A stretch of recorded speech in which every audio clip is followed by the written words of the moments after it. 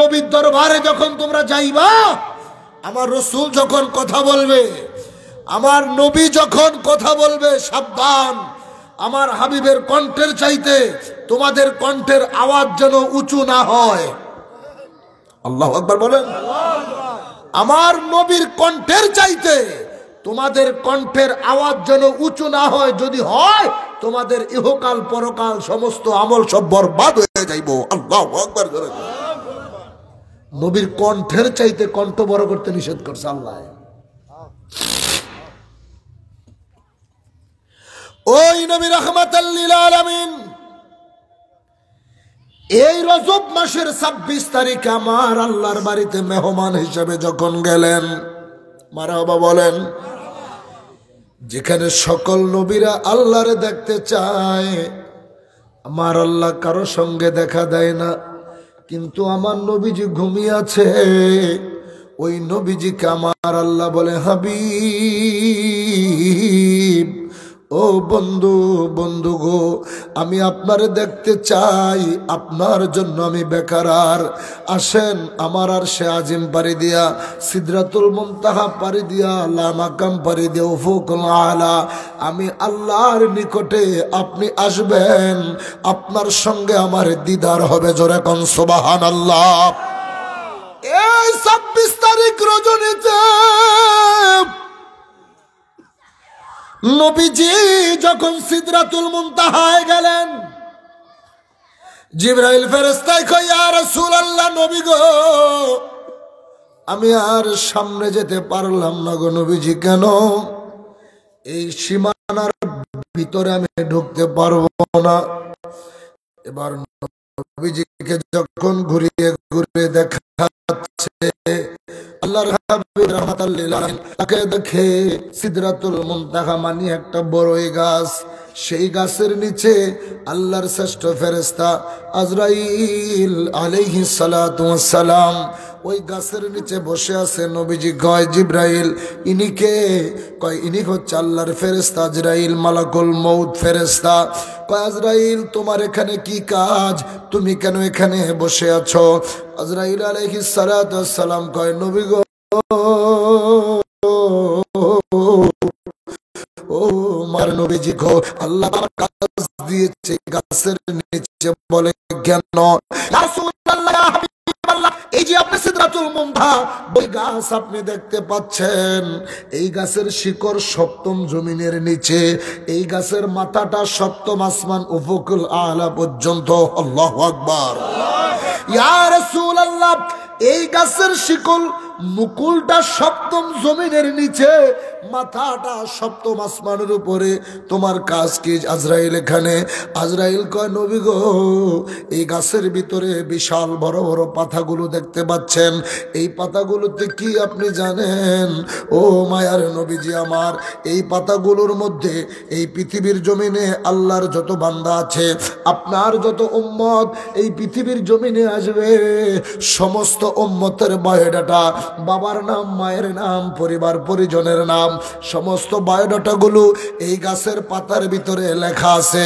ইয়া রাসূলুল্লাহ, ওই বান্দা কবে পৃথিবীর জমিনে যাইব, আবার কবে সে পৃথিবীর জমিন থেকে হায়াত শেষ হয়ে যাইব, সমস্ত ঠিকানা তারিখ এই গাছের পাতার ভিতরে লিপিবদ্ধ করা আছে।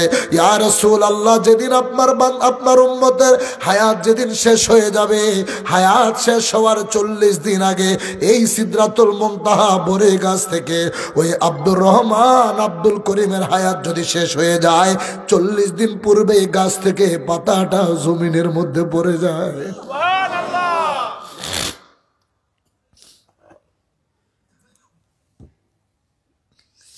মুর্শিদুরের মুসলমানেরা,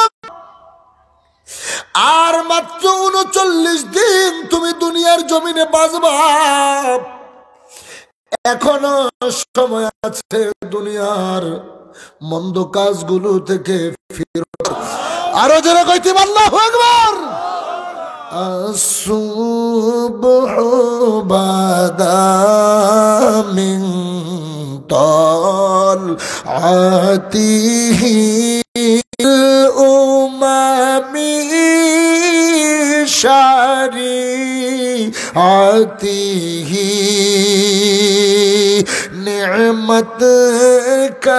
খাজিনা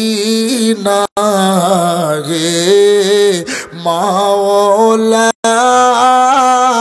ওয়ারগ আমার আল্লাহ ডাক দিয়ে কয় আজরাইল যা যা আমার বান্দার বাড়ির সামনে যায় দাঁড়াও ডেকে ডেকে বল এখনো কি তুমি সুদের সাথে জড়িত থাকবা এখনো কি তুমি মিথ্যার সঙ্গে তুমি সম্পর্ক রাখবা এখনো সময় আছে তওবা কর আমি আল্লাহ তোমারে ক্ষমা করে দিমু যাইতে যাইতে সকাল গেল সন্ধ্যা গেল নবী গো 39টা দিন যখন পার হয়ে যায় আমি প্রতিদিন তার ঘরের সামনে গিয়েছি তাকে সতর্ক করতেছি তাকে আমি বাধা দিয়ে আসতেছি যার নসিব ভালো সে খারাপ পথ ছেড়ে দিয়ে তওবা করে সঠিক পথে সরে ফিরে আসে যার নসিব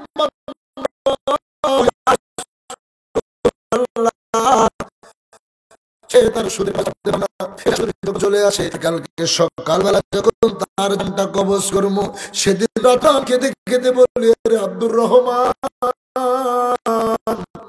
এখনো তুই দুনিয়ার ভয়ে পড়ে থাকবি আর মাত্র কয়েক ঘন্টা তুই দুনিয়ার জমিনে বাঁচবি একটু পরেই তো তোর মালাকুল মউত হিসাবে আমি তোর সামনে যায় দাঁড়ামো এই মুহূর্তে এই সময়টুকুর ভিতরে তুই আল্লাহর দরবারে তওবা কর আমার আল্লাহ চাইলেই তোরে ক্ষমা কইরা দিতে পারে কি পারে না আল্লাহু আকবার জোরে কর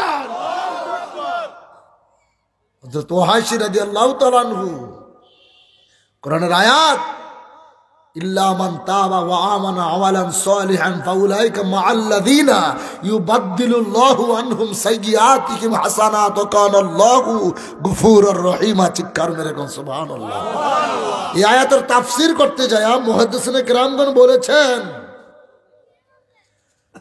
ওয়াহাশী রাদিয়াল্লাহু তাআলা আনহু তিনি প্রথমত তিনি ছিলেন কাফের যিনি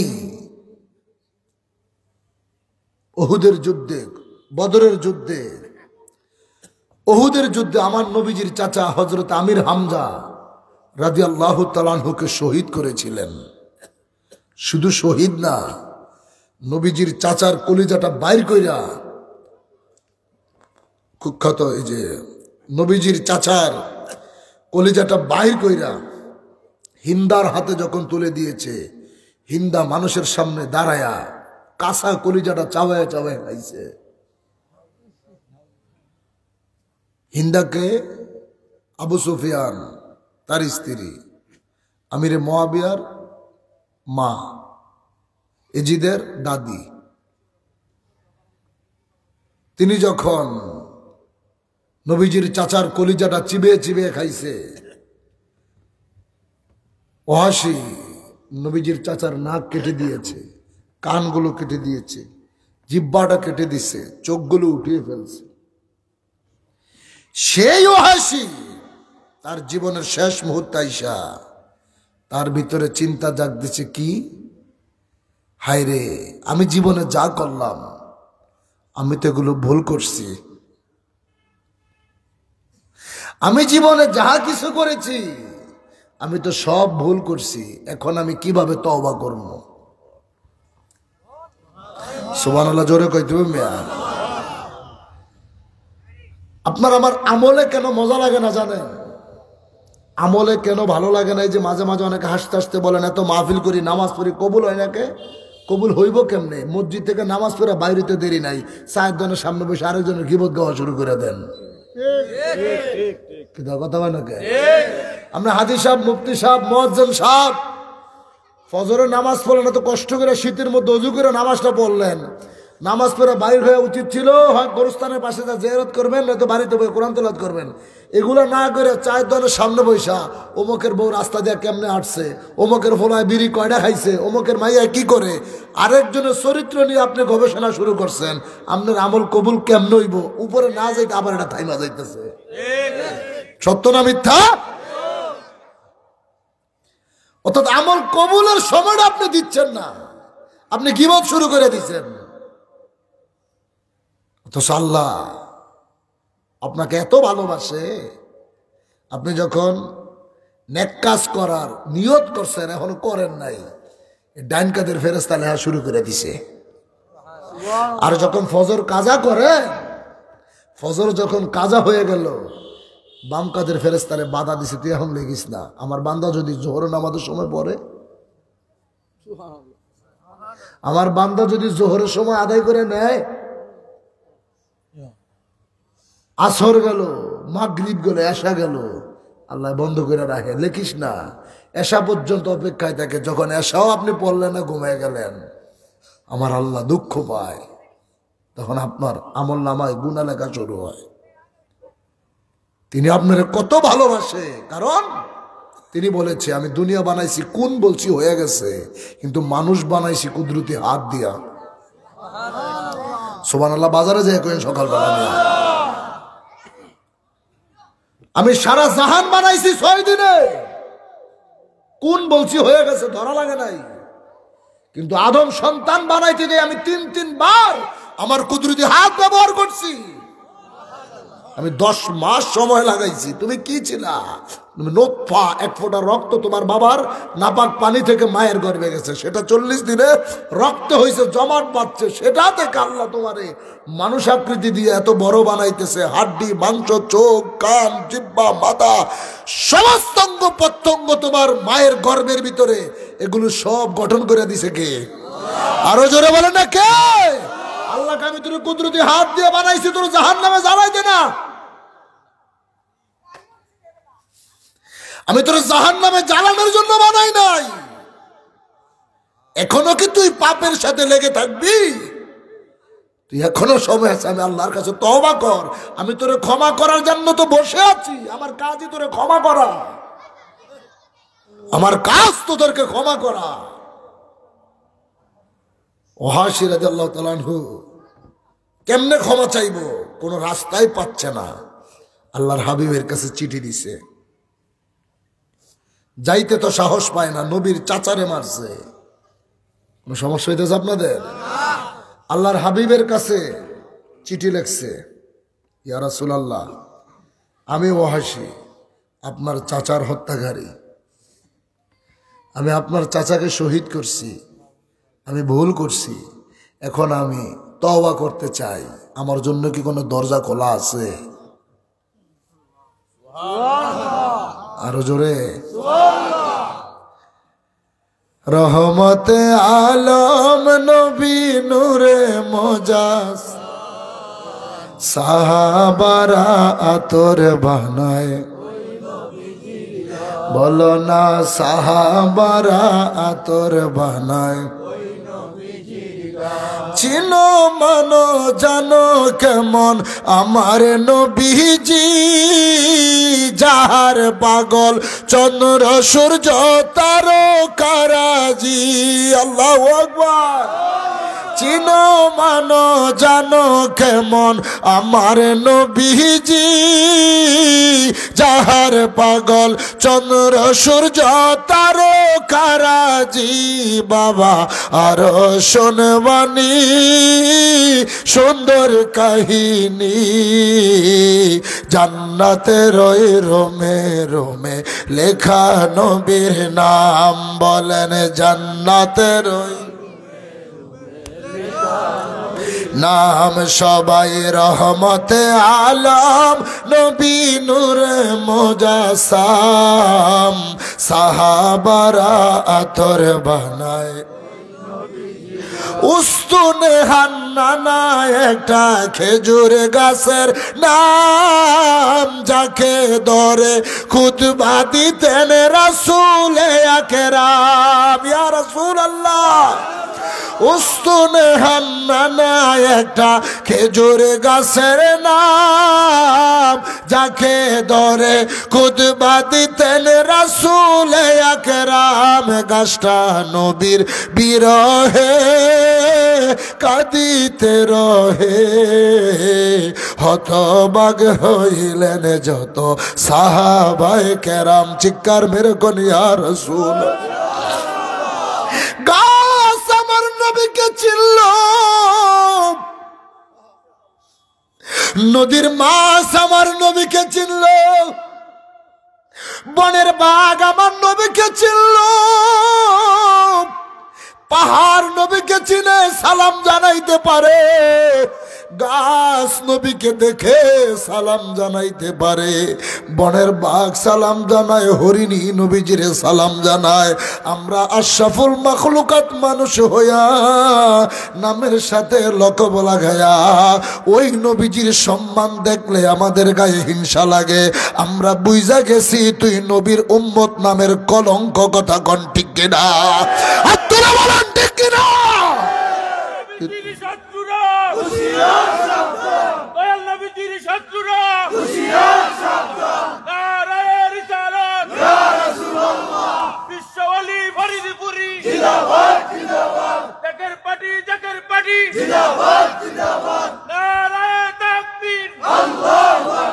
আজকে মৌলভীবাজার জেলার এই ৭ নং চাঁদনী ঘাটে বসে বলে যাই আমরা রসুলের মিলাদ বললে নবীজিকে দাঁড়িয়ে সালাম দিলে ইয়া নবী সালাম আলাইকা বললে আল্লাহর ওলিদেরকে ভালোবাসলে যারা আমাদেরকে বেদাতি বলে আমাদেরকে যারা গোমরাহি বলে যারা আমাদেরকে জাহান্নামী বলে তাদের কাছে আমাদের প্রশ্ন কুকুর জীবনে কয় ওয়াক্ত নামাজ পড়ছে কুকুর কোন আমল করে জান্নাতে গেল কথা বলেন ঠিক কিনা উস্তুনে হান্নানা মৃত খেজুর গাছ কয়বার তিনি আল্লাহর সিজদা দিছে কত ওয়াক্ত নামাজ পড়ছে বোয়াল মাছ কয়বার হজ করেছে উট কতবার যাকাত দিয়েছে এরা কি করে জান্নাতে গেল তাদের জান্নাতের যাওয়ার সার্টিফিকেট হচ্ছে আল্লাহর নবীকে ভালোবাসছে আল্লাহর বন্ধুদেরকে ভালোবাসছে কথা বলেন ঠিক কিনা আল্লাহর বন্ধুদেরকে ভালোবাসা জান্নাত কামাই করছে কুকুর জীবনে নামাজ পড়ে নাই কোন পয়গাম্বরের খেদমত করে নাই 7 জন আল্লাহর পাগল আসহাবে কাহাফের ঘটনা আল্লাহর 7 পাগলকে বন্ধুকে ভালোবাসা পাহারা দেওয়ার কারণে কুকুর জান্নাতের সার্টিফিকেট পেয়ে লাইছে খাজুর গাছ নবীর বিরহে কাঁদছে আমার নবীর বিরহে কেঁদেছে 7 মাস আল্লাহর হাবিব এই খেজুর গাছের মধ্যে দাঁড়ায় দাঁড়ায় খুতবা দিচ্ছে মরা খেজুর গাছ মরা 7 মাস পরে যখন মসজিদে নববী কমপ্লিট হাবিব সাল্লাল্লাহু আলাইহি ওয়াসাল্লাম যখন খুতবা দিতে দাঁড়াইছেন বাইরে থেকে সন্তানদের কান্নার আওয়াজের মতো শব্দ আসে মনে হয় যেন মানুষ কাঁদতেছে হাউমাউ করে কারো কানে যায় না নবী কয় সাহাবী দেখতো বাইরে কার সন্তান কান্না করে আবু বকর ওমর বাইরে খুঁজতে লাগছে কে কান্না করে কে কান্না করে শেষ পর্যন্ত খেজুর গাছের পাশে যায় দেখে মৃত খেজুর গাছ আমার নবীর জন্য হাউ মাউ করে কাঁদতেছে ইয়া রাসূলুল্লাহ নবী গো কোন মানুষের কান্না না খেজুর গাছ কাঁদতেছে কেন আল্লাহর হাবিব যখন উস্তুনে হান্নানার কাছে গেলেন উস্তুনে হান্নানার জবান খুলে গেছে ডাক দিয়ে ইয়া রাসূলুল্লাহ আজকে 7টা মাস আপনি আমার উপরে দাঁড়ায়া বসে আপনি খুতবা দিতেন আপনার স্পর্শে আমি ধন্য হয়েছিলাম আজকের পর থেকে তো আর কোনোদিন আমি আপনার স্পর্শ পাবো না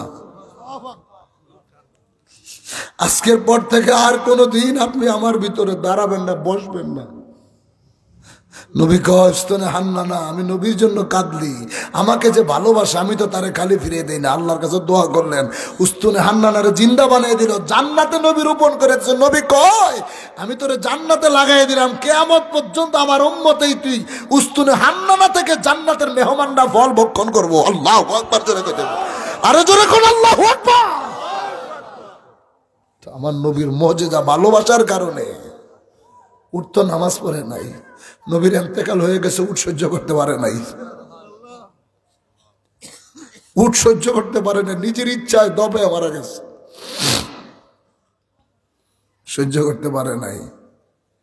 ভালোবাসা, নবীরে ভালোবাসতে মেয়ে দলিল লাগে না।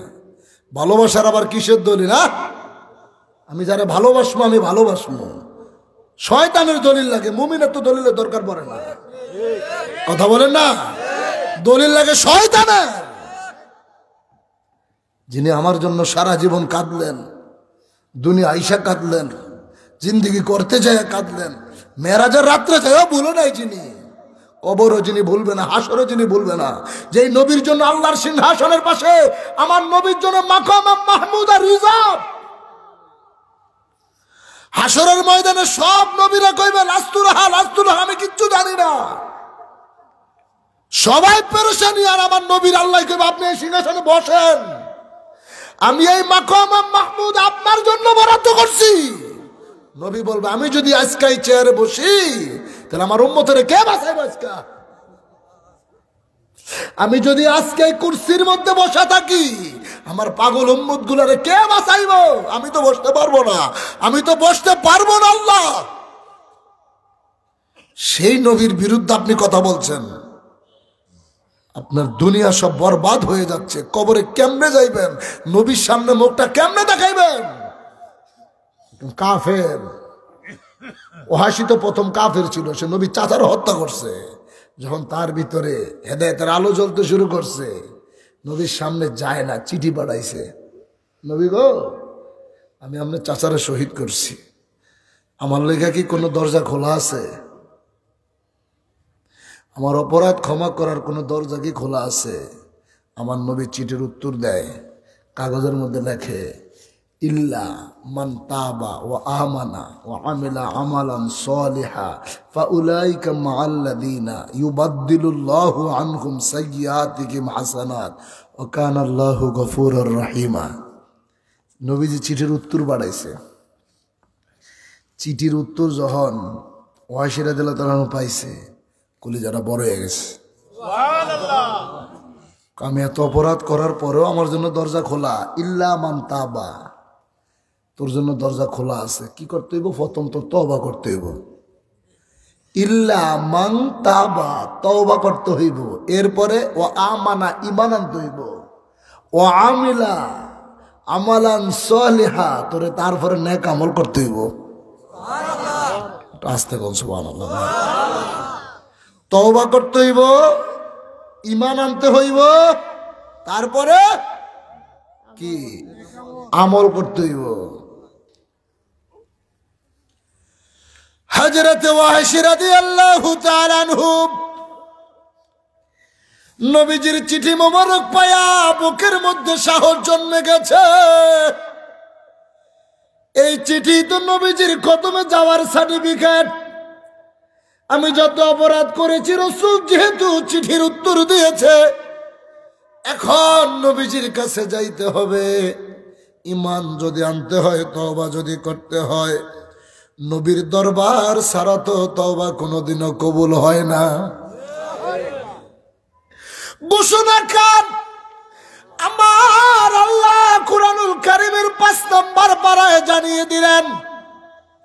এখনো যে আয়াতে কারিমাটা রওজা তুহার, আল্লাহর নবীর রওজা মুবারকের সামনে লেখা, মানজাব আল্লাহর নবীর সামনে রওজা মুবারকের মধ্যে লেখা, ওয়ালাউ আন্নাহুম ইদ যালামু আনফুসাহুম জাউকা ফাস্তাগফিরুল্লাহ ওয়াস্তাগফারা লাহুমুর রাসূল লাওয়াজাদুল্লাহ তাওয়াবার রহিমা। আমার আল্লাহ কয়, বান্দারে জুলুম করছস, অপরাধ করেছ, নফসের সাথে গুনাহ করেছ, এই অপরাধ যদি তুমি ক্ষমা পাইতে চাও, অপরাধ যদি তুমি ক্ষমা করাইতে চাও, তওবা করতে হইব রে বান্দা। কোন জায়গায় যায় তওবা করবি? খানায় কাবার সামনে না, মসজিদে নববীতে না।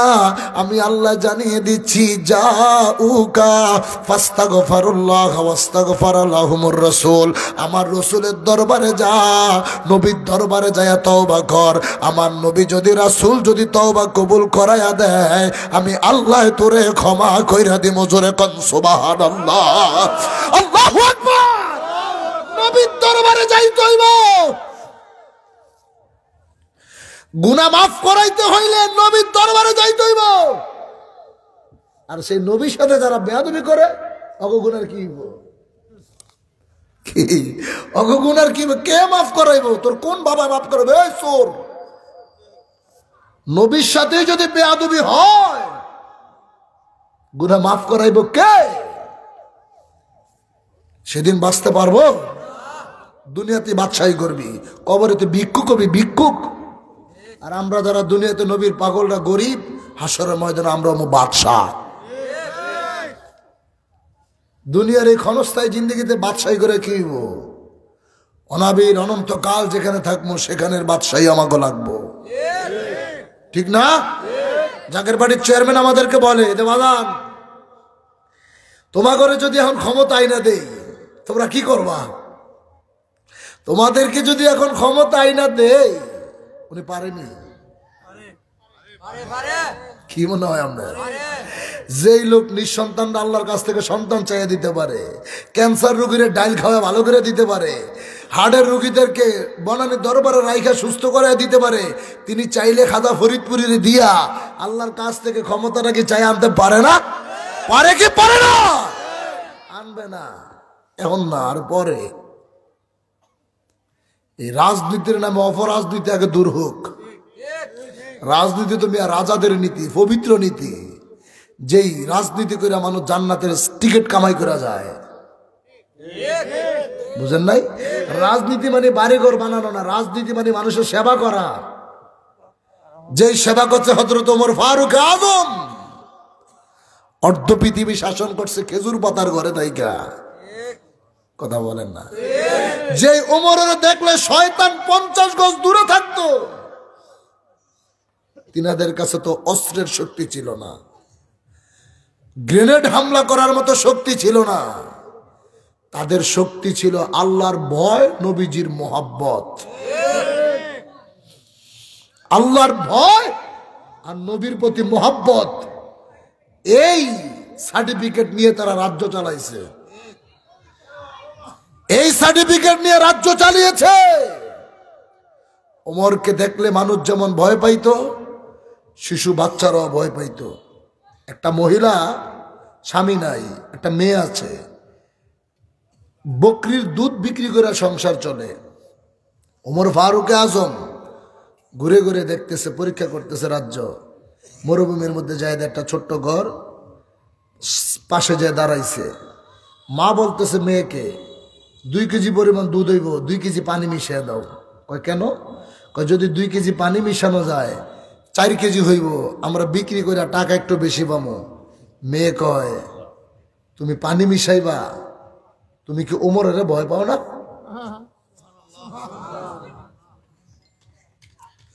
তুমি কি ওমরের ভয় পাও না?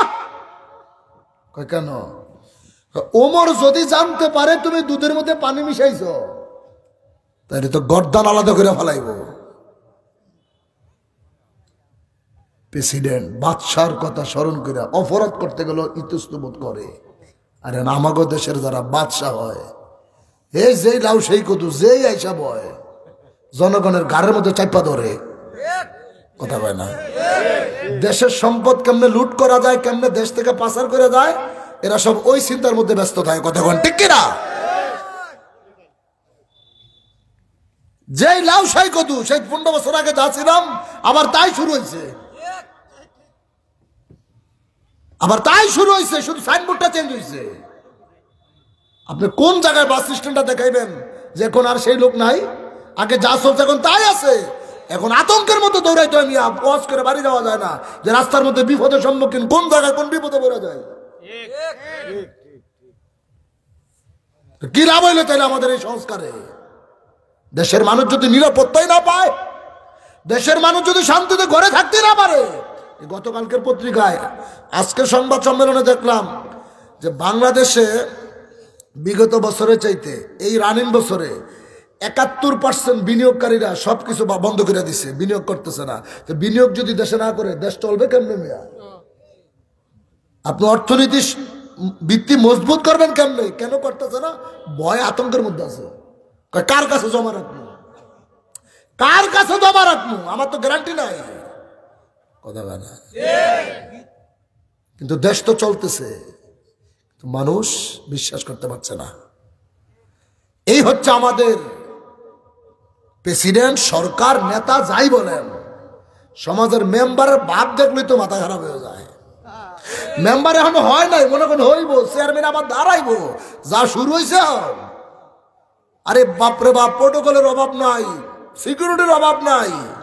ওমর ফারুক আজম অর্ধ পৃথিবীর বাদশা ছিল, তার তো কোনো সিকিউরিটি লাগে নাই, তার কোনো গার্ড বর্ডার লাগে নাই, তারা না দেখা ভয় পায়। কি ওমর যদি দেখে তাইলে তো গর্দান আলাদা করে দিব। মায় কয় ওমর কি এখন আমার করে দেখবো নি, ওমর কি দেখে না, কথা বল না। কিন্তু মেয়ে আর তার মায় তো জানে না ওমর ফারুক আজম যে বাইরে দাঁড়িয়ে রয়েছে। মা বলতেছে ওমর দেখলে সে না গর্দান আলাদা করবো, সে কি এখন আমার করে দেখবে না, আমরা তো ঘরের মধ্যে আছি। মেয়ে উত্তর দিচ্ছে, মা ওমর না দেখো, কিন্তু আমার আল্লাহ তো দেখতেছে, আমার আল্লাহ তো দেয়। ওমর চোখের পানি ছেড়ে দিছে, ঘরের মধ্যে যায় না, বাড়িতে চলে আসে।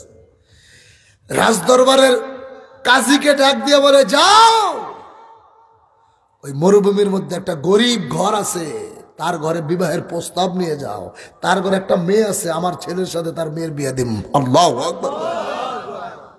অর্ধ পৃথিবীর বাদশাহ গরিব রাখালের মেয়ের বিয়ে করাইবো ছেলের জন্য। আর আমরা চেয়ারম্যানের চাই এমপির লোকে সম্পর্ক করতে, এমপি চায় মন্ত্রীর সাথে সম্পর্ক করতে, মন্ত্রী চায় প্রধানমন্ত্রীর সাথে সম্পর্ক করতে। কেন? ভিত্তি করে মজবুত করতে। তুই মজবুত করবি, তুই যার নামে টিকিট লে কবর যাবি, কথা ঠিক কিনা? রাজনীতি মানে মানুষের গলায় ছুরি চালাইতেছে, গলায় পাড়া দিচ্ছে, জোর করে জমি দখল করছে, এটা রাজনীতির নামে অপরাজনীতি, স্বৈরাচারিতা। রাষ্ট্র চালাইছে হযরত ওমর। তো ভাইজান বলতো, তো স্যার বলতেছে, বাজান তো তোমাদেরকে যদি আমি এখন ক্ষমতা এনে দিই, তোমরা কি করবা? এই যে তোমাদের যে এখন অভাব, বিশেষ করে জাকের পার্টির যারা গোলাম আছে, এদের প্রত্যেকের অভাব ছাড়ে না, একটার পর একটা টান থাকে। অর্থাৎ মনে করেন শীতের দিন কম্বল গায়ে দিয়ে ঘুমাইছেন, কম্বল একেবারে, আপনি হইছেন মনে করেন 6 ফুট লম্বা, আপনার কম্বল লাগাইছে 5 ফুট, কম্বল 5 ফুট। এটা মাথা ডাকতে গেলে পা খালি থাকবো, পা ডাকতে গেলে মাথা খালি থাকবো, ঠিক নেই? তো জাকের বাড়ির চেয়ারম্যান কয়, তোমার ঘরে বাজান ওইভাবে সম্পদ দেওয়া রাখছে আল্লাহ তাআলা, আমার কেবলা জান, বেশি দিবে না অহংকার আসবে, একেবারে কম দিবে না ইমান হারা হয়ে যাবে। এই কথা কন। অর্থাৎ তোমার ঘরে একেবারে কোটিপতি বানাইবো না, তাইলে অহংকারে ধ্বংস হয়ে যাইবা। আবার একেবারে নিঃস্ব করবে না, ইমান হারা হয়ে যাইবা। দুনিয়াতে তোমাদের যতটুকু হইলে ইমানের সাথে সম্মানের সাথে তোমরা বসবাস করে যাইতে পারবা, আল্লাহ তাআলা তোমাদেরকে ততটুকুই দিয়ে রাখছে, কথা বলেন ঠিক কিনা? ভাইজান বলতেছে, ক্ষমতা আইনা দিলে বাজান তোমরা পারবা না এটি করতে। স্যার বাজান তোমরা কি পারবা বাস স্ট্যান্ডে যায়া একজনের মাথায় বাড়ি দিয়া সাদা উড়াইতে? কি আজাদ ভাই তো জেলা সভাপতি, পারবো? ও মনে করেন পোল্ট্রি সেলিম ভাই, ওনারা যদি এখন মনে করেন মেয়র বানিয়ে দিলাম, উনি কি পোল্ট্রি মুরগির দোকানে বসে আরেক বাড়ার কইতে হবে, তুই 500 টাকা সাদা দে, কইতে পারবো? কেন পারবো না? ওনারা না কে ঠেকাইবো, কেউ আছে, কিন্তু ওনার জবাবদিহিতা করার জন্য একজন আমির আছে, একজন পবিত্র নেতার আনুগত্য করি, যিনি হুকুম দিতে দেরি, কাজ শুরু হইতে দেরি হয় না। এই মৌলভীবাজার বৈশা যদি বুকে হাত দিয়ে যদি চ্যালেঞ্জ করি, মৌলভীবাজার এমন কোন মায়ের পুত আছেন 1000 কোটি টাকার মালিক, যে আপনি চ্যালেঞ্জ কইরা 4 দিন মাইকিং কইরা সারা দেশে দাওয়াত দিয়া আপনি মানুষের মেহমানদারি করবেন, এমন কোন মায়ের পুত যদি থাকেন আমাকে সাথে আইসা কথা বললেন। কিন্তু আমরা আজকে 2টা মাস ধরে সারা বাংলাদেশে দাওয়াতি মাহফিল দিচ্ছি, মাহফিলের মাধ্যমে মাইকে অ্যানাউন্স করে টেলিভিশনের মাধ্যমে সাংবাদিকদের মাধ্যমে সারা দেশবাসীকে দাওয়াত দিচ্ছি, আগামী 8, 9, 10, 11 ফেব্রুয়ারি বিশ্ব ইসলামী মহাসম্মেলনে জাকের পার্টির চেয়ারম্যান ডাক দিয়েছে, আমরা আপনাদেরকে মেহমানদারি করব। জিন্দাবাদ।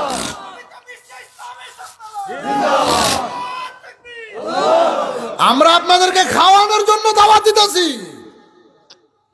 জাগের বাড়ির চেয়ারম্যান দেওয়াইতেছে, আসেন দেখি একজন যে আমিও চ্যালেঞ্জ করে খাওয়াবো, পারতেন না। ওই মাঝে মাঝে শোক দিবস অমুক দিবসে বিরিয়ানি 2 টাকা আনলে মারামারি ঠাড়া দাও যায় না কি? এলাকায় মিলাদ একটা অনুষ্ঠান দিলে, অমুকের জন্মদিন অনুষ্ঠান দিলে দেখলে মারামারি ঠেলা এলাকা থাও যায় না। আর আপনারা কোটি কোটি মানুষের মেহমানদারি করবেন, আপনাকে পক্ষে সম্ভব না। এটা উপরওয়ালার কাছ থেকে অনুমতি থাকতে হইব, ঠিক কিনা? যে অনুমতি আমার ক্যাবলাদানকে দিছে, আর আমার ক্যাবলাদান হুজুর সেই চাবিটা জাকের বাড়ির চেয়ারম্যানকে দিয়ে গেছে। আজকে যারা বিভিন্ন ভাবে আমাদের দিকে বাঁকা চোখে তাকান, আপনারা অমুক গ্রুপ তমুক গ্রুপ, অমুক খাদেম তমুক খাদেম দাবি করেন, এতে আমাকে কিচ্ছু আসে যায় না। আপনিও হুজুরের মুরিদ দাবি করেন, আমিও হুজুরের মুরিদ দাবি করি। মুরিদ মানে মরে যাওয়া, মুরিদ মানে নিজেকে মুর্শিদের কাছে বিক্রি করে দেওয়া। এখন মুরিদ হওয়ার পরে তো নিজের চাওয়া পাওয়া বলতে কিছু থাকার কথা না। এখন আমি যখন খাজা ফরিদপুরের কাছে মুরিদ হয়েছি, তিনি আমাকে 1999 সালে আমাকে একটা রাস্তা দেখাইছে, জাকের পার্টি। বলছে বাবা, যে আমার মুরিদ সে আমার কথার বাহিরে যাবে না। আমি জাকের পার্টি দিয়ে গেলাম, আমার মুরিদ যারা জাকের পার্টি শক্তি বৃদ্ধিতে সর্বদা প্রয়াস চালাবে। এখন আপনি জাকের পার্টি করবেন না, ঠিক আছে করেন না, কিন্তু এটার বিরোধিতা যদি আপনি করেন, আপনি মুরিদের কাতার আপনার নাম থাকতে পারে না, নয়কার না। ওইটাও কইলাম না, আপনার নাম থাকবো না। মিয়া ভাইজান আমার বাবার আওলাদ, মেজু ভাইজান আমার বাবার আওলাদ। আপনি মিয়া ভাইজানের লয়ে আসেন থাকেন, আমি মেজু ভাইজানের লয়ে আসি, সমস্যা কোথায়? আমরা তো আপনাকে ওরস শরীফ নিয়ে কোনো কথা কই না, বলি বরঞ্চ আমরা আরো খেদমত দেই। কোন ওরস শরীফে জাকের বাড়ির চেয়ারম্যান দেয় নাই বলেন? বাসের খেদমত যখন শুরু হয়, প্রথম বাস কাফেলাটা জাকের বাড়ির পক্ষ থেকে দরবারে পাঠানো হয়, কারণ এটা আমার বাবার ওরস শরীফ, আমার বাবার দরবার। ওরস শরীফ একটা না দুইটা না 10টা হইব, তাতে সমস্যা কোথায়? এত বাজে কেমন না? আমার যেখানে মন চায়, আমাদের যেখানে সুবিধা আমরা সেখানে করবো। আমরা তো অন্য কারো নাম দিয়ে করি না, আমরা তো খাজা ফরিদপুরের নাম দিয়ে করি। কথা বুঝেন নাই? আজকে যদি এই যে এনে যারা আছেন, এখানে যারা উপস্থিত আমার কেবলাজানের মুরিদ, বাংলাদেশের যে কোনো জায়গায় আমরা যাই, প্রবাসে বহির্বিশ্বে যারা যায়, যদি সেখানে যায় হনে অমুক এলাকায় একজন আট্টশির পীরের মুরিদ আছে, তার গুণগান গাইতেছে, আপনাদের কাছে ভালো লাগে না খারাপ লাগে? আসতে বলেন যে তাহলে মৌলভী বাজারে আপনারাও হুজুরের গুণগান গাইতেছেন, আমরা পার্টির ব্যানারে গাইতেছি, তা আপনাদের কাছে খারাপ কেন লাগে? তাহলে ওহাবিকে লাগে আপনাকে লাগে, পার্থক্য কোথায়? ওহাবিরা দুশমনে রাসূলুল্লাহ নবীজির কথা শুনলে খারাপ লাগে, আর আমরা খাজা ফরিদপুরের সম্মান জাকের বাড়ি গাইলে আপনাকে খারাপ লাগে, তাহলে পার্থক্য কোথায়? যুক্তি দেন আমারে, পার্থক্য কোথায়? আমরা তো হুজুরের সম্মান গাইতেছি, এখানে কি আট্টশি হুজুর বিশ্বরে খাজা ফরিদপুরের নাম নাই? কথা বলা নাই। জাকের বাড়ি কে আপনারা কি জানেন না? যেটা ইমাম হুসাইন 22,000-এর সামনে দাঁড়িয়ে বলছিল, হে জিদের সৈন্যরা, হে কুফাবাসী, আমি তো আসতে চাই না, দাওয়াত দিয়ে আনছিলা। আমার বাবা মাওলে আলী তোমরা কি চিনো না? আমার মা খাতুনে জান্নাত তোমরা কি চিনো না? আমার নানা যারা না বানাইলে কুল কায়নাত হইতো না, তোমরা কি চিনো না? তোমরা চিনার পরও কেন না চিনার ভান ধরছো? তোদের মধ্যে কি একটাও মুসলমান নাই? তাহলে এখন আমার প্রশ্ন তোমাদের কাছে, তোমরা যারা জাকের পার্টি বাদ দিয়ে অন্য দলে আসো থাকো, কিন্তু তোমাদের কাছে প্রশ্ন, তোমরা কি জাকের বাড়ির চেয়ারম্যানকে চিনো না? তোমরা কি আজকে যারা জাকের বাড়ির নেতৃত্ব দিচ্ছে তাদেরকে কি তোমরা চিনো না? জাকের বাড়ি কে প্রতিষ্ঠা করছে এটা কি তোমরা জানো না? জানার পরেও কেন তোমরা তো যুক্তি দাঁড় করাচ্ছ, মানুষের মধ্যে ফিতনা সৃষ্টি করতে চাচ্ছ? তোদের মধ্যে কি একটাও হুজুরের মুরিদ নাই? কথা ঠিক নেই কর, তোদের মধ্যে কি একটাও হুজুরের মুরিদ নাই? যদি মুরিদ থাকতো তাইলে তো হুজুরের প্রতিষ্ঠিত জাকের পার্টি নিয়ে নকটা দিত না, আজকে মাহফিলে আসতো। কি আজকের মাহফিলে আসতেন, কথা শুনতেন, কারণ আপনি বুক ফুলে বলতেন আমার পীরের দরবারের আলেম আইছে। আমি কি মিথ্যা বললাম? আপনি বুক ফুলে বলতেন মিয়া সমাজে আমার হুজুরের প্রতিষ্ঠিত জাকের বাড়ির মাহফিল হইতাছে, কিন্তু এটা না করে আপনি শত্রুতামি করছেন। মিয়া ভাইজান যার, মেজো ভাইজানও তার। আমি একজনকে ভালোবাসি আরেকজনকে যদি আঘাত করি, হুজুর কিন্তু ক্ষমা করবে না, হুজুর ক্ষমা করবে না। উরুস শরীফ কোথায় হবে না হবে দুই ভাইজান সিদ্ধান্ত নেবে। আপনি আমি বলার কে? আপনি আমি এটা নিয়ে প্রশ্ন তোলার কে? এটা তার আওলাদের ব্যাপার। তিনার দুইজন সুযোগ্য আওলাদ আছে, এটা তাদের ব্যাপার। আপনি কি বুঝছেন? রাজনৈতিক এই যারা পূর্বে ছিল, বিশ্ব জাকের মঞ্জি নিয়ে, জাকের পার্টি নিয়ে যে ষড়যন্ত্র তারা কুসেট তৈরি করছিল, আপনি আমি কি জানি? তারা চাইছিল যে কোনো মূল্যে দরবারটাকে গ্রাস করতে, আর দরবারকে গ্রাস করতে হইলে জাকের পার্টিকে দরবার থেকে আলাদা করতে হইব। দুইটা লাভ হইতো তাদের। তারা ভাবছে আটটসি দরবার থেকে যদি জাকের বাড়ি বাইরে হয়ে যায়, জাকের বাড়িও শেষ, জাকের বাড়ির কোনো সৈনিক থাকবো না, তারা সবাই দরবারের লোভে আয় পড়বো। আর জাকের পার্টির চেয়ারম্যান যদি বাইর হয়ে যায়, বিশ্ব জাকের মঞ্জিল এটার ভিতরে আত্মসাৎ করার, বাধা দেওয়ার মতো আর কেউ থাকবে না। কিন্তু তাদের ষড়যন্ত্র, তাদের পরিকল্পনা কোনো কাজ দেয় নাই। তাগো পরিকল্পনা আর আমার দুই ভাইজানের পরিকল্পনা কি এক? এরা আমার দুই ভাইজানকে চিনতেই পারে নাই। এরা ভাবছিল ওই তুরাগ তীরে যে ঘটনা ঘটছে, এই ঘটনা আমরা দরবারে ঘটবো। কি গত কয়েকদিন আগে তুরাগ নদীর পারে দুই গ্রুপই প্রোগ্রাম করতে যায়, মারামারি কইরা কত মারবুক খালি করে লাইছে না? তো তারা ভাবছিল আটটসির পীরের মুরিদারা মনে এই কামই করবো। কিন্তু আমাকে যে দুইজন আমির আছে, নেতা আছে, আমরা যে হুকুমের গোলাম, আর চাইলো যত কিছুই বলি দূর থেকে, একজন যখন আরেকজনের সামনে দাঁড়ায়, মাথা কি বাড়ি দিতে পারবো? কারে না চিনি মৌলভীবাজারে? সবাইই তো চিনি। আর আপনারও তো আমাকে ভালো করেই চিনেন। ছোটবেলায় আসতাম জিকির করতে, ভালোবাসা তো কমতি ছিল না। এখন আপনার সাথে আমার সম্পদ নিয়ে মারামারি বাজে নাই, টাকা পয়সা নিয়ে দ্বন্দ্ব বাজে নাই। আপনার বাড়ি মৌলভীবাজার, আমার বাড়ি চাঁদপুর, জমি জমা নিয়ে বাজে নাই। আকিদার মধ্যে এসে বাইজা গেছে, যেটা কমই ওহাবি গলাকে বাজছে। সে জমি জমা নিয়ে না, টাকা পয়সা নিয়ে না, আমার নবীর ভালোবাসা নিয়ে। তোমরা কামলাগে লগে আমাকে বাজ্যে কি লিয়ে জানো? জাকের পার্টির চেয়ারম্যানকে নিয়ে। এমন কোন অনুষ্ঠান নাই, একটা মুনাজাত নাই, আমরা মিয়া ভাইজান, মিয়া চাচাজানকে স্মরণ না করি। আসেনিও একটা অনুষ্ঠান নাই যে আমরা তাদেরকে বাদ দিতে পারছি। তা আপনারা বাদ দেন কোন দুঃসাহসে? হ্যাঁ, আপনারা হুজুরের মুরিদ দাবি করেন, আপনারা খাজা ফরিদপুরের মুরিদ দাবি করেন, তাহলে কোন সাহসে এই পাবলিকের কাছে যাই আপনার পীরের বদনামে আপনি চড়াইতেছেন? জাকের পার্টি মানে তো আপনার পীর, এটা তো আমাদের অন্য কেউ দেয় নাই, খাজা ফরিদপুরই তো দিছে। মৌলভীবাজার কথা কনা কে দিছে? খাজা ফরিদপুর তো দিছে। 2018 সালের পরও তুমি আপনারা অমুক ভাই তমুক ভাই রাজপথে দাঁড়িয়ে জাকের বাড়ির কথা কইছেন। 18 সালের ফলে কি হইল? কি অপরাধ আপনারা করলেন? কি অপরাধ করার কারণে এই নুহের তরি থেকে ছিটকে গেলেন? এটা মানুষের সামনে কোন না কে? এখন যেই দোষের কথাগুলো আপনারা আমাদের কথাগুলো পাবলিকের কাছে উপস্থাপন করতেছেন, যে জাকের পার্টির সভাপতি আজাদ ভাই, সাধারণ সম্পাদক সেলিম ভাই, এগুলোর কাছে টাকা পয়সা দিলে এই হইব সে হইব, তাহলে 18 সালের আগ পর্যন্ত আপনারা কি এই কাজগুলোই করছেন? কিতা আপনারা দেশের ভাষায় কইলাম কি 18 সালের আগ পর্যন্ত তাহলে কি এই কাজগুলো আপনারা করছেন? যদি আপনারা কইরা দেন, আমরা মাত্র শুরু করছি কথা কন, আমরা মাত্র শুরু করছি। এত জলে কে? জলে কোনো লাভ নাই, খালি জলতেই থাকেন। আর আমাকে প্রচার প্রসার বাড়তেছে, ঠিক কিনা ধরে বলেন? সমস্যাটা এখানেই যে এত কিছু কইরেও তো দাবায় রাখতে পারতাছি না। সমস্যাটা এই জায়গায় বাচ্চা, বুঝছেন? যে এত বদনাম করি, এত কিছু করি, দাবা তো রাখতে পারি না। জাকের বাড়ির চেয়ারম্যানের হাত যে দিন দিন শক্তিশালী হইতাছে, কেন হচ্ছে?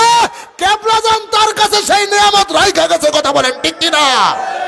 যদি বুকের ফাড়া থাকে, যদি ক্ষমতা থাকে, আমার বাবার সেই স্মৃতি বিজড়িত বিশ্ব জাকের মধ্যে থেকে বাইরে একটা অনুসরণ করে দেখান। কদ্দুর হেডান আছে, ক্ষমতা আছে, দেহান পারলে পারবো? এটা জাকের বাড়ির চেয়ারম্যানের পক্ষে সম্ভব। অনেক হাকিকত আমার ভাইয়েরা মৌলভীবাজারের, আপনাদের কষ্ট আছে জানি, কিন্তু এই দুঃখ বেশি দিন থাকবে না। এটা ইতিহাস, যদি ইমাম হোসাইন সেদিন শহীদ না হইতেন, ইসলামটা সেদিন দুইটা ভাগ হইতো না, একটা হোসাইন ইসলাম আর একটা এজিদ ইসলাম। ঠিক নেই? ঠিক জাকের পার্টির চেয়ারম্যান যদি বিশ্ব জাকের মধ্যে থেকে বাইরে না হইতেন, আপনি তাদেরকে আলাদা করতে পারতেন না।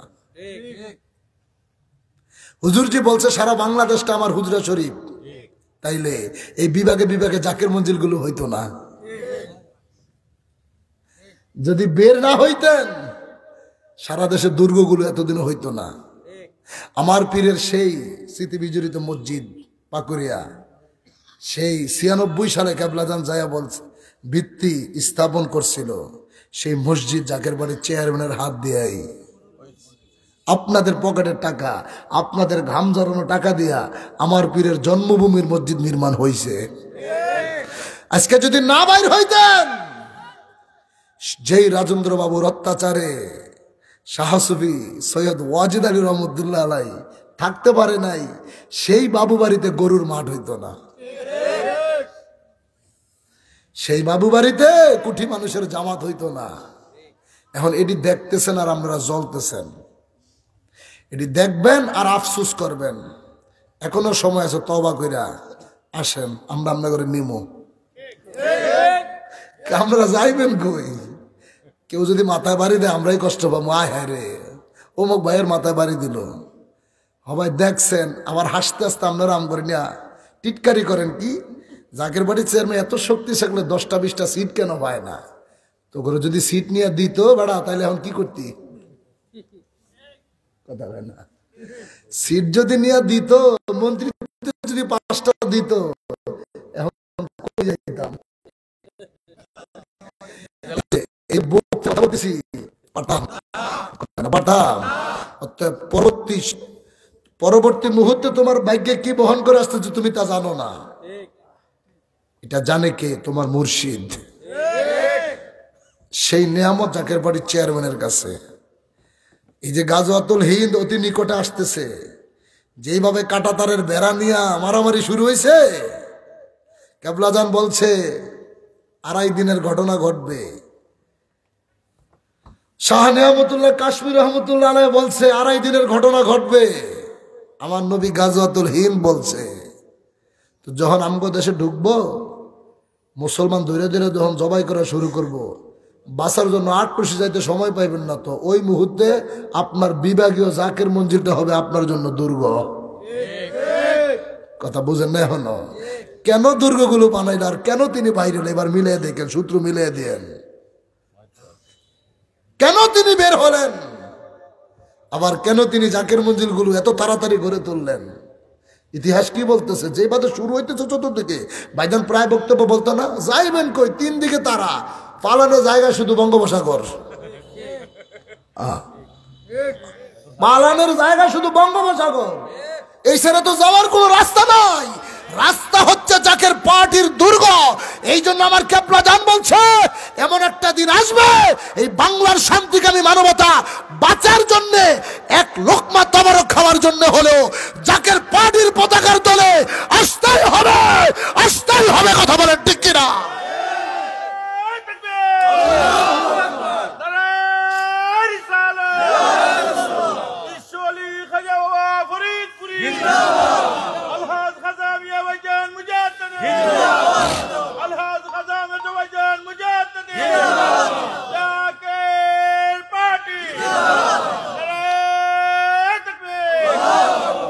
আপনারা ষড়যন্ত্র নিয়ে বসে থাকেন, আর আমরা আছি আমার বাবার দরবার পাহারা দেওয়া নিয়ে। জুলাই বিপ্লবের পরে যখন সালাফিরা মাজারগুলোতে হাত দিছিল, বিভিন্ন মাজারগুলোতে আক্রমণ শুরু করছে তারা। একদিকে মন্দির পাহারা দিছে, আরেকদিকে আল্লাহর ওদের মাজার আক্রমণ চালাইছে। এটা কোন ইসলাম কায়েম করতে চাইছে? সিলেটে কি করে নাই? বাবা শাহপুরানের মাজার পর্যন্ত ভাঙতে গেছে, অথচ যেই পুণ্যভূমিতে ইসলাম তারা কায়েম করছে। এই দেশের ইসলাম কোন মসজিদ থেকে আসে নাই, খানকা থেকে আসছে। অতএব এই দেশে আগে খানকা, তারপরে মসজিদ, আগে এই দেশের দরবার, তারপরে মাদ্রাসা। আজকে আপনারা সেই ইতিহাসগুলো খেয়ে ফেলছেন। আল্লাহর ওলিদের সাথে দুশ্মনী কইরা যুগে যুগে কেউ বাঁচতে পারে নাই, আপনারাও পারবেন না।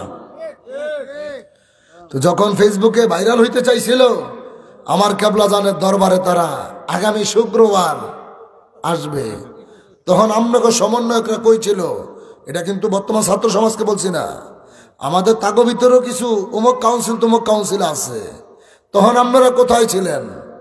সবার আগে প্রতিবাদ আমরা করছি, আমরা জাকের পার্টি নেতা কর্মীরা করছি। শুধু তাই না, আমার ভাইজানের নির্দেশে বিশ্ব জাকের মঞ্জিলকে পাহারা দিতে 2200 মেল মাঠে আমরা সেখানে প্রস্তুত ছিলাম। তার কারণ জাকের পার্টি হচ্ছে বিশ্ব জাকের মঞ্জিলের ডাল। জাকের পার্টির একটা নেতা কর্মী পয়সা থাকতে আমার বাবার দরবারে হাত দিতে পারে এমন কোন মায়ের পুত্রের জন্ম হয় নাই, কথা বলেন ঠিক কিনা? আমরা যেখানেই থাকি আমরা আমার মুর্শিদকে ভালোবাসি, আমরা আমার পীরের হুকুম পালনের জন্য আমরা মাঠে নামছি। আপনাদের কাজ হচ্ছে পিছনে ঘেউ ঘেউ করা, আর আমরা আপন মনে আপন মুর্শিদের হুকুম মাথায় নিয়ে জাকের পার্টির পতাকা হাতে নিয়ে আমরা আমাদের দাওয়াত নিয়ে যাবই যাব, কথা কোন ঠিক কিনা? এতে জাকের পার্টির নেতাবন্দী যারা আছেন কোনো কষ্ট আছে আপনাদের? কোনো লজ্জা আছে আপনাদের? কোনো দরকার নাই। আমরা হচ্ছে গোলাম, আমাদের কাজ হচ্ছে হুকুম পালন করা। পরবর্তী আমরা কোথায় গিয়ে পৌঁছাইতে পারবো সিদ্ধান্ত জাকের বাড়ির চেয়ারম্যানের কাছে। এখন তিনার নির্দেশ হচ্ছে বাংলার আফম জনতা, হিন্দু বৌদ্ধ খ্রিস্টান মুসলমান সকল দরবার খানকা মসজিদ মাদ্রাসা প্রত্যেকটা জায়গায় এই বিশ্ব ইসলামী সম্মেলনের দাওয়াত পৌঁছে দেওয়া। কে যাবে না যাবে তাদের ব্যাপার, কে যাবে না যাবে তাদের ব্যাপার। তবে আজানটা দাও, আখেরি আজান দিয়ে আসো, আখেরি আজান। জীবন আর একটা জায়গায় শুনছি আখেরি, আর এবার জাকের বাড়ির চেয়ারম্যান বলছে আখেরি আজান। কি? যেদিন ইমাম হোসাইন 61 হিজরিতে মদিনা থেকে যখন ফোরাত নদীর দিকে রওনা করেছিলেন, ইমাম সাহেব বলেছিল আখেরি সালাম লন ওহে নানা যান, আখেরি সালাম লন ওহে নানা যান। ঠিক জাকের বাড়ির চেয়ারম্যান বলছে আখেরি আজান দিয়ে আসো, নুহের তরিতে উঠার আহ্বান জানিয়ে আসো। বাঁচতে চাইলে জাকের পাহাড়ির পতাকার তলে আসতে হবে। আমার কেবলাজানের প্রত্যেকটা ভবিষ্যৎবাণী বাস্তবায়ন হয়েছে, আমার ভাইজানের প্রতিটা কথাই বাস্তবায়ন হচ্ছে। আমার হুজুর অহংকারের সাথে বলছে বাবা এমন একটা দিন আসবে এই দেশে কোনো রাজনৈতিক দল থাকবে না একমাত্র জাকের পার্টি ছাড়া। এটা আজকে হোক, আজ থেকে 50 বছর পরে হোক, এটা ঘটবেই ঘটবে। লিখে রাখেন, এটা ঘটতে হবে, কারণ এটা খাজা ফরিদপুরের মুখ নিঃসৃত বাণী। হুজুরের কাছে ক্ষমা চাইতে হলে জাকের বাড়ির চেয়ারম্যানের মাধ্যমে ক্ষমা চাইতে হইব। জাকের বাড়ির চেয়ারম্যান হচ্ছে কেবলাদানের বাক্স। যেমন মাওলা আলী বলছে আনা মাদিনাতুল ইলমি ওয়া আলিজুম বাবুহা, নবী বলছে আমি হচ্ছে ইলমের শহর, এই শহরের দরজা আমার আলী। আমার কেবলাদান হুজুর তিনার বাক্স হচ্ছে জাকের বাড়ির চেয়ারম্যান। আমার ভাইজান বলে আমি যখন কথা বলি আমি নিজে থেকে কিচ্ছু বলি না, আমার দেখে যেন বলায়। তা না হইলে ভাই ওনার কাছে এমন কি ক্ষমতা আছে, লাখ লাখ মানুষ তার কাছে যাইতেছে, দরবার নাই, মাজার শরীফ নাই, কিছু মুরিদও করে না, কিন্তু এরপরও বাংলার মানুষগুলো এখনো সে যেখানে যায়, কোথায় শেরপুর, কোথায় বনানী, কোথায় কৈজুরি, কোথায় দাস্যসী, অর্থাৎ যেখানেই ডাক দেয় পাগলের মতো সেখানেই ছুটে, কোনো কিছু না পাইলে কি যায়। হযরত ওয়াহাশী রাদিয়াল্লাহু তাআলা আনহু মনে আছে নি? ক্ষমা চাওয়ার রাস্তা কিন্তু খোলা, সবার জন্যই ক্ষমা চাওয়ার রাস্তা কিন্তু খোলা। নবীজি যখন বলছে ঈমান তওবা করতে হইব, ঈমান আনতে হইব, এরপর আমল করতে হইব, ওয়াহাশী রাদিয়াল্লাহু তাআলা আনহু আল্লাহর হাবিবের সামনে দাঁড়াইছে। আল্লাহর হাবিব রাহমাতাল লিল আলামিন তওবা করাইলেন, কালেমা পড়ায়া মুসলমান বানিয়ে দিলেন। এবার ওয়াহাশী রাদিয়াল্লাহু তাআলা আনহু আনন্দিত হয়ে গেলেন, উল্লাসিত হয়ে গেলেন, নবীজির সামনে দাঁড়ায় দাঁড়ায় আনন্দিত হয়ে গেছে। নবী কয় আনন্দ হইস না। কয় কেন? মনে রাখবি আজকের পর থেকে আর কোনোদিন আমি নবীর সামনে আইসা দাঁড়াবি না। আজকের পর থেকে জীবনে কোনোদিন আমার সামনে আসবি না। ওয়াইসি রাদিয়াল্লাহু তাআলা কই নবী গো তওবা করাইলেন, কালেমা পড়ে মুসলমান বানায়া দিলেন, সামনে কেন যাইতে বাধা দিলেন? আমার নবী কেঁদে বলে, তোরে যখন দেখি আমার চাচার কথা মনে হয়ে যায়। আমার যখন বাবা ছিল না, মা ছিল না, দাদাও ছিল না, আমার চাচা আমির হামজা আমার লালন পালন করেছে। তুই আমার চাচার কলিজাটা বাইর করছ, কানগুলো কেটে দিয়েছিলি, না কেটে দিয়েছিলি, চক্ষুগুলো বের করে ফেলেছিলি। তোরে যখন দেখি আমার চাচার কথা মনে হয়ে যায়। যদি আমার চাচার কথা মনে হয় আমি নবী কষ্ট পাই, যদি তোর জন্য আমার ভিতর থেকে বদদুয়া চলে আসে রে, তুই ওয়াইসি কোনদিন জান্নাতে যেতে পারবি না। আমি আপনাকে কোন দিক থেকে দেখবো গো নবীজি?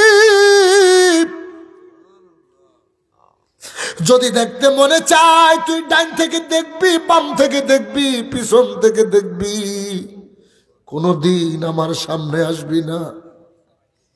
আল্লাহর হাবিবের এত বড় কঠোর নির্দেশ পাওয়ার পরে আর কোনদিন সে আমার নবীর সামনে আসে নাই।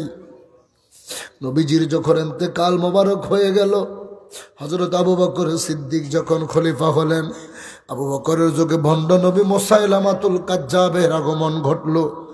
এই সময় চতুর্দিকে ভণ্ড নবী দাবিয়তি শুরু হয়ে গেল।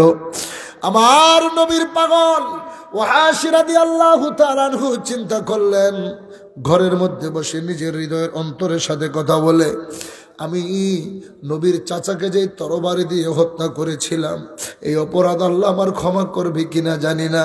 আজকে যদি রসুল থাকতেন, এই ভণ্ড নবীকে তো তিনি হত্যা করতেন। নবী যেহেতু রাজা তোহারে, আমার উচিত ওই তরবারি দিয়া ভণ্ড নবীটারে এই জগৎ থেকে বিদায় করে দেওয়া। ঘর থেকে বাইর হয়ে গেলেন, ভণ্ড নবী মুসাইলামাতুল কাজ্জাবকে ওই তরবারি দিয়ে আঘাত করে দ্বিখণ্ডিত করে জাহান্নামে পাঠিয়ে দিছে। জোরে কোন সুবহানাল্লাহ। ভণ্ড নবীরে হত্যা করার পর তিনি যখন ঘুমিয়ে গেলেন, এবার রাত্রেবেলা ঘুমের ঘরে স্বপ্ন দেখে হাসরের ময়দান কায়েম হয়েছে। সবাই নবীজির কাছে থাকতে চায়। ওয়াসি রাদিয়াল্লাহু তাআলা আনহু নবীজির ডান দিকের জায়গাটা তিনি চাচ্ছে। আমার নবী কয়, এই ডান দিকের জায়গাটা আমি আমার একজন সাহাবীর জন্য বরাদ্দ করে দিয়েছি। কয় তাহলে বাম পাশের জায়গাটা দেন। নবী কয় বাম দিকেরটাও আমি একজনের জন্য বরাদ্দ করে রাখছি। কয় তাইলে পিছনের জায়গাটা দিবেননি? দুনিয়ায় তো আপনার সামনে থেকে দেখা নিষেধ ছিল, পিছন থেকে আজকে হাসরের ময়দানে আপনারে দেখমু। নবী কয় পাগলা রে, ডান দিকের জায়গা চাইলি, বাম দিকের জায়গা চাইলি, পিছনের জায়গা চাইলি, সামনের জায়গা কেন তুই চাইলি না? ওয়াসি চোখের পানি ছেড়ে কয়, নবী গো, আপনি বলেছিলেন জীবনে কোনো দিন যেন আমি আপনার সামনে আইসা না দাঁড়াই।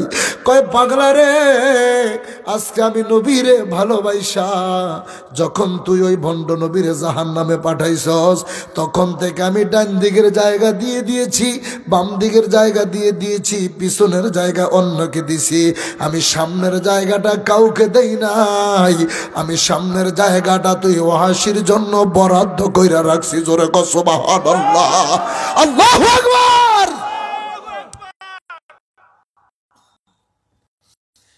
সেই নবীকে বাধ্য করতে হবে। বুড়ি বুড়ি আমলের দরকার পড়ে না, পাহাড় পরিমাণ আমলের দরকার পড়ে না। রসুল চায় আপনার হৃদয়ের ভালোবাসাটা। আপনি ভালোবাসে যদি নবীকে বাধ্য করতে পারেন, ইহকাল পরকাল কোনো জায়গায় আপনি ঠেকবেন না। আর পাহাড় পরিমাণ আমল নিয়ে যাইবেন, তো ইমানের মধ্যে ঘাটতি থাকবে, কোনো লাভ হইতো না। কথা বোঝেন নাই? কোনো লাভ হইতো না। ইমান আগে, পরে হচ্ছে আমল। আগে ইমান। আখলিসু দীনাকা ইয়াকফিকাল আমালুল কলিল, অর্থ তোমার ইমানকে খাঁটি করো, অল্প আমলই তোমার নাজাতের জন্য যথেষ্ট। তাই জাকের পার্টি নেতৃবৃন্দদেরকে বলে যাচ্ছি, অত বুড়ি বুড়ি লকব লাগায়া চলার দরকার নাই। আমরা সবাই গোলাম, 24টা সহযোগী সংগঠন, যে যে সংগঠনের আছেন আপনারা দাওয়াত দিবেন। আর আমি নিজে আজকে জাকের পার্টি তালাবা ফ্রন্টের পক্ষ থেকে এলাকার মাদ্রাসা ছাত্র ভাইদেরকে দাওয়াত দিয়ে যাচ্ছি, আপনারা আমার কেবলাদান হুজুরের দরবারে আসবেন দেখার জন্যে। জাকের পার্টি তালাবা ফ্রন্ট মানে হচ্ছে মাদ্রাসা ছাত্র ফ্রন্ট।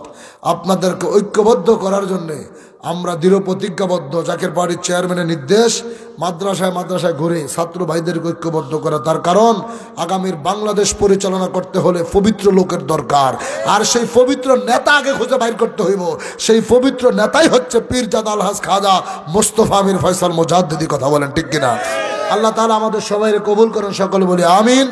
সামনে মহাপবিত্র বিশ্ব ওরস শরীফের দাওয়াত আবারও দিয়ে, মহাপবিত্র বিশ্ব ওরস শরীফ আগামী 8, 9, 10, 11 ফেব্রুয়ারি বিশ্ব জাকের মঞ্জিল 2200 পাক দরবার শরীফে এই বিশ্ব ওরস শরীফের দাওয়াত দিয়ে আমি আমার এই আলোচনা আজকে সামনে লম্বা করতে চাই না, যেহেতু শীতের রাত। আগেই বলেছিলাম আল্লাহ তাআলা মাঠ ঠিকই ভরে দিবে, ঠিকই আল্লাহ তাআলা আল্লাহর বাগানের মেহমানদেরকে দিয়ে মাঠ কিন্তু আল্লাহ পরিপূর্ণ করে দিচ্ছে, ঠিক না?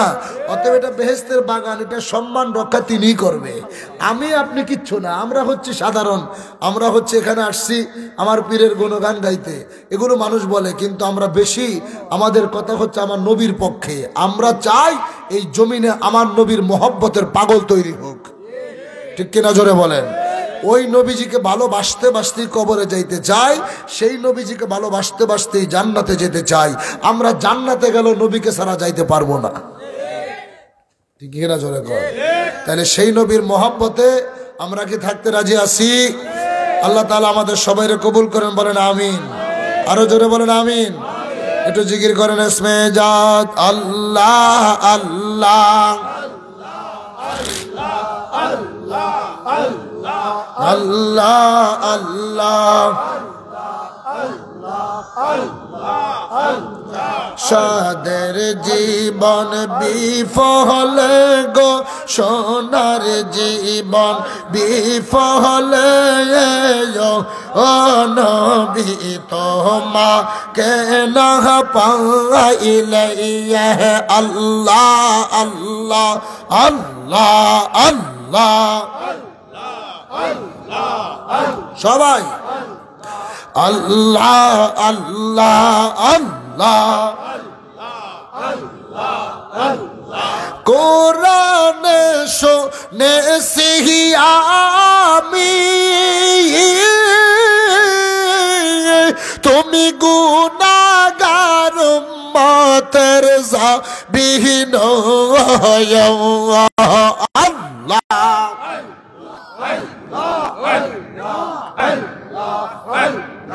কোরআনে শুনেছি আমি তুমি গুনাহগার উম্মতের যাবিহীন ওই নামের পড়েন দুরূদ, ওই নাম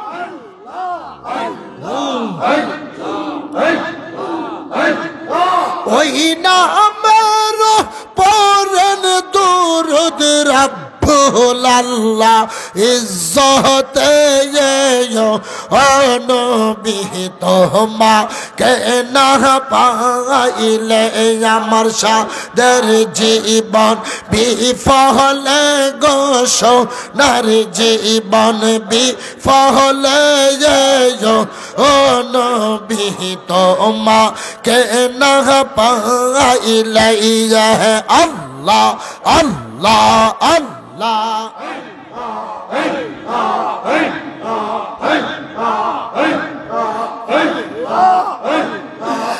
আদম নবী সৃষ্টির পরে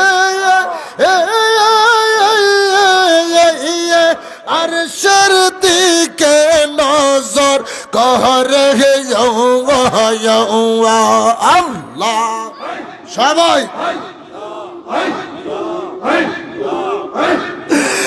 আদম নবী সৃষ্টির পরে আরশের দিকে নজর করে ওই নামের মধু মাখা, ওই নামের মধু মাখা করছ পাগল আমারে ও নবী তোমাকে না পাইলে আল্লাহ আল্লাহ আল্লাহ। সাদের জীবন বিফলে গো সোনার জীবন বিফলে ও নবী তোমাকে না পাইলে আল্লাহ আল্লাহ আল্লাহ আল্লাহ আল্লাহ।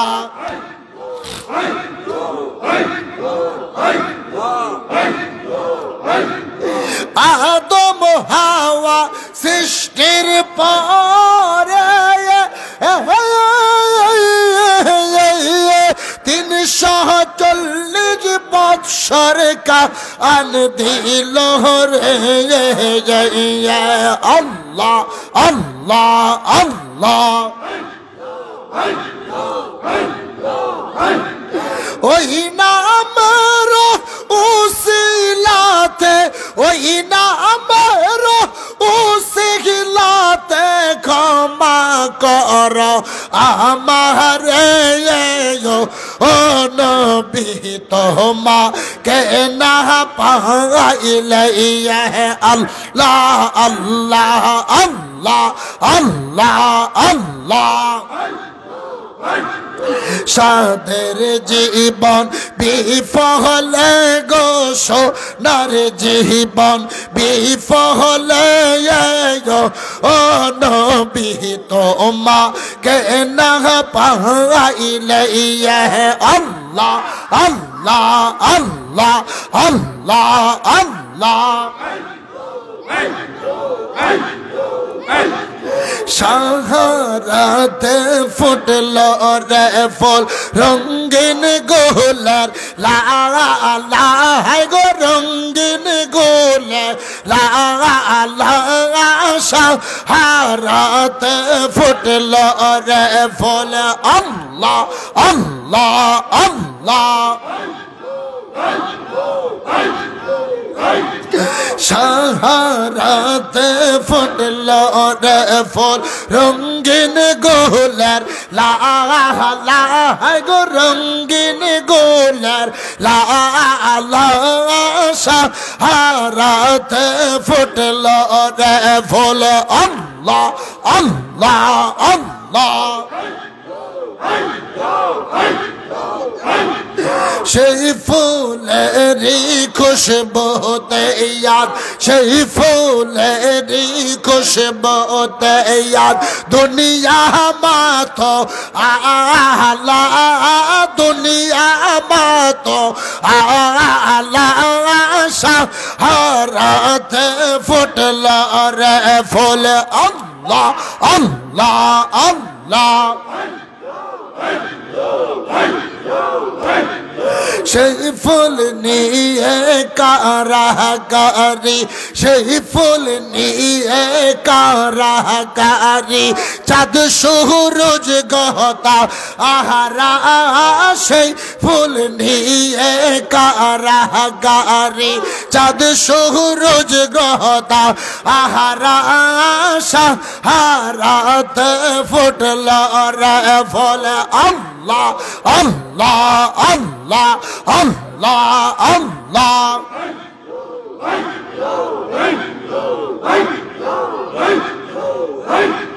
ফকির দরবেশ বাদশাহ চাহে, ফকির দরবেশ বাদশাহ চাহে করতে গলার মালা গো করতে গলার মালা।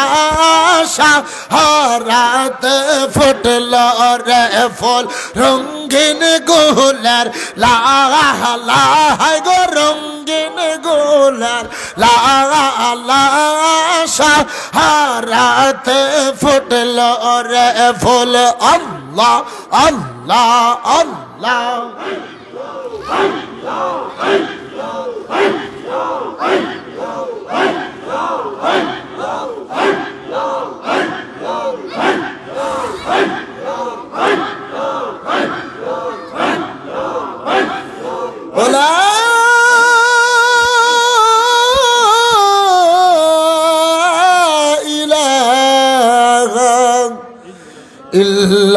ইল্লাল্লাহু মুহাম্মাদুর রাসূলুল্লাহ সাল্লাল্লাহু আলাইহি ওয়াসাল্লাম। চিৎকার মেরে বলেন মারহাবা।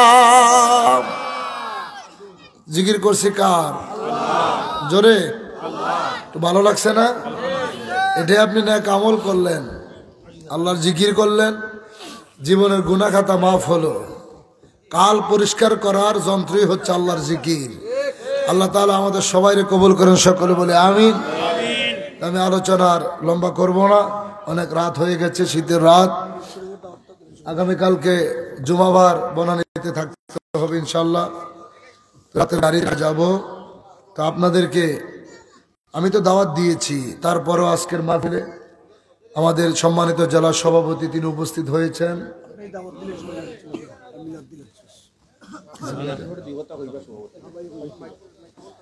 এখন আপনাদের সামনে না পরে পরে মিলাদ পরে বলুন। এখন আপনাদের সামনে সংক্ষিপ্ত আকারে বক্তব্য নিয়ে আসছেন জাকের পার্টি মৌলভীবাজার জেলার সম্মানিত সভাপতি জনাব আলহাজ এম রহমান আজাদ সাহেব। তিনি এখন সংক্ষিপ্ত আকারে বক্তব্য রাখবেন, আপনাদেরকে দাওয়াত দিবেন। বিসমিল্লাহির রহমানির রহিম। তান্দিঘাট ইউনিয়ন জাকের পার্টি কর্তৃক আয়োজিত অত্যাচারী আদিবাসী ইসলামী বাদমাফিদের সম্মানিত সভাপতি, সম্মানিত ওলামায়ে কেরামবৃন্দ, সম্মানিত জাকের পার্টির জেলা, থানা এবং সহযোগীদের সমস্ত নেতৃবৃন্দ, জাকেরা, নাশিকান, মুমিন, মুসলমান, ভাই বোনেরা, মা বোনেরা, আসসালামু আলাইকুম ওয়া রাহমাতুল্লাহি ওয়া বারাকাতুহু। আমরা অত্যন্ত আনন্দিত যে আজকে এই দাওয়াতি আদিবাসী ইসলামী ওয়াজ মাহফিল 7 নং তান্দিঘাট ইউনিয়ন জাকের পার্টি কর্তৃক আয়োজিত হলো। বৈরী আবহাওয়ার কারণে হয়তো লোক একটু কম হয়েছে, তদুপরি আমরা অত্যন্ত ভাগ্যবান যে আমরা একটি বেস্টের বাগানে হাজির করতে পেরেছি। আল্লাহ রাব্বুল আলামিন যেন আমাদের হাজিরা কবুল করেন। ইন্তেজামিয়া কমিটি আপনাদের জন্য খবর করে সুবন্দোবস্ত করেছেন। আর এই কমিটি যদি আপনাদের আয়োজন করতে গিয়ে কোনো ত্রুটি হয়ে থাকে, আমরা ক্ষমা সুন্দর দেখার জন্য অভিনন্দন করছি। পাশাপাশি আমি জেলার পক্ষ থেকে, মহামান্য চেয়ারম্যান মহোদয়ের পক্ষ থেকে জাকের পার্টির ইসলামী মহাসম্মেলন আগামী 8, 9, 10, 11 ফেব্রুয়ারি 22 বিশ্ব জাকের মঞ্জিল পাক দরবার শরীফ অনুষ্ঠিত হবে। এই অনুষ্ঠানে আপনারা যারা যাইতে ইচ্ছুক, অত এলাকায় আমাদের যিনি সভাপতি আছেন আব্দুল বারী কোটা ভাই এবং আমাদের ফজলু ভাই আছেন, আর অন্যান্য যারা আছেন তাদের সাথে যোগাযোগ করবেন। তো এই মহৎ অনুষ্ঠানে বাঁচতে করা যাবে। বিশাল আকারে প্রত্যেক থানা থেকেই কাফেলার আয়োজন করা হয়েছে। আপনারা যারা দায়িত্বে ইচ্ছুক আপনারা তাদের সাথে যোগাযোগ করে নাম লেখাবেন। আর আমি আপনাদের সবাইকে গণনা করে আজকের প্রধান অতিথির কাছে আপনাদের জন্য দোয়া কামনা করছি। যে যেভাবে এই মহৎ অনুষ্ঠানে খেদমত করেছেন, আমাদের কেবল খেদমত করেন আল্লাহ রাব্বুল আলামিন কবুল করেন। এই বলেই আমি আমাদের সংক্ষিপ্ত বক্তব্য শেষ করছি। আসসালামু আলাইকুম।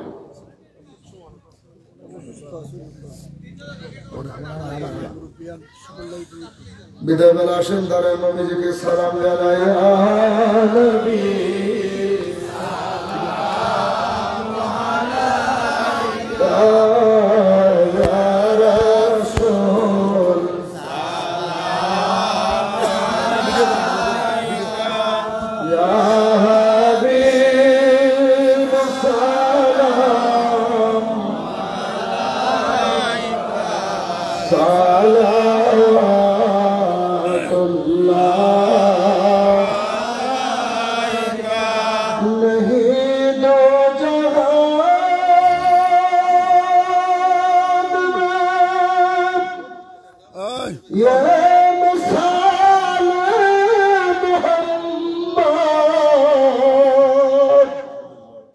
जमाल खुदा है कमाल मोहम्मद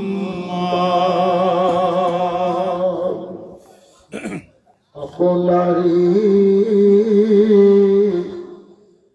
दुख दूना করিল মাওলার রস উজালা গোপনে কহিতে কথা ডাকিলেন আপন মাওলা ইয়া নবী সালাম আলাইকা ইয়া রাসূল সালাম আলাইকা ইয়া হাবিব সালাম আলাইকা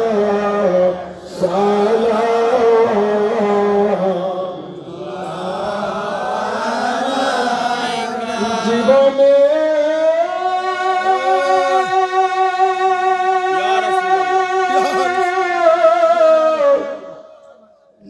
বাবা কি দিদার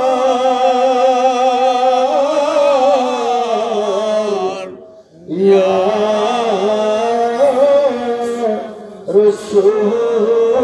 রাসূলুল্লাহ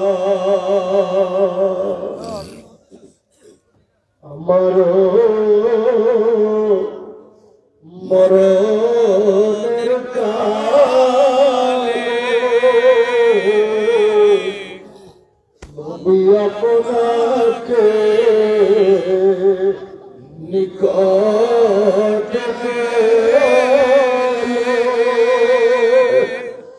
থাকবে না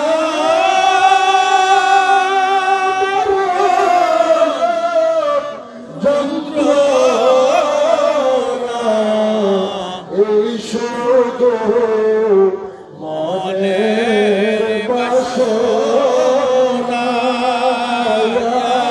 নবী সালাম আলাইকা ইয়া রাসূল সালাম আলাইকা ইয়া হাবিব সালাম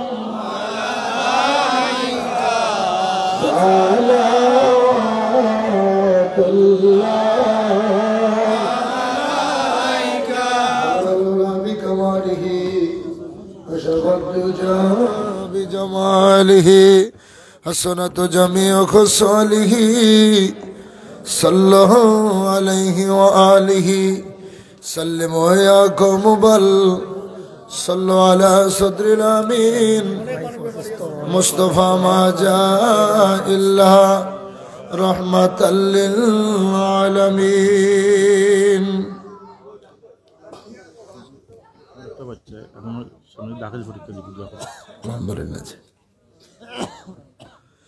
জাহিরাতের সঙ্গে দিলেন হাত তুলে সকলে বলেন আল্লাহুম্মা আমিন।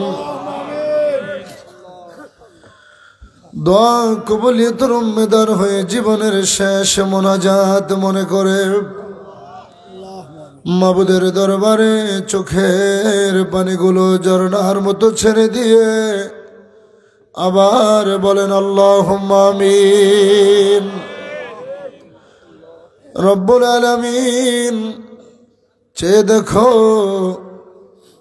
আমরা চিরনাদান চির গুনাহগার মহাপাপী মিসকিনের দল বাংলাদেশের পুণ্যভূমি এই সিলেট বিভাগ মৌলভীবাজারের জমিনে ৭ নং চাঁদনীঘাট ইউনিয়ন জাকের পার্টি কর্তৃক আয়োজিত বনোয়ারদিগার বর্ষিজোড়া নতুন বাজার মাঠ সংলগ্ন আজকের এই মাহফিল আমাদের তরিকতের ভাই, মোহব্বতের ভাই, জাকের পার্টির পাগলগুলো কাঁধে কাঁধ মিলায়া এত বড় জান্নাতের বাগানের আয়োজন করলেন। মাবুদ, বিদায় বেলা হাবিবে পাকরে দাঁড়ায় সালাতু সালাম জানাইলাম। তোমার দরবারে ভিক্ষুকের মতো দুইটা হাত পেতে দিয়েছি গো আল্লাহ। আমাদের গুনার দিকে না তাকাইয়া তোমার রহমতের নজরে আমাদের হাতগুলো দয়া করে কবুল করো আল্লাহ। বিনিময়ে যা কিছু নাক দিবা কুঠি কুঠি গুনে বাড়ায়া আকা মাওলা তাজদারে মদিনা সরকারে দো আলম নূরে মুজাসসাম দয়াল নবী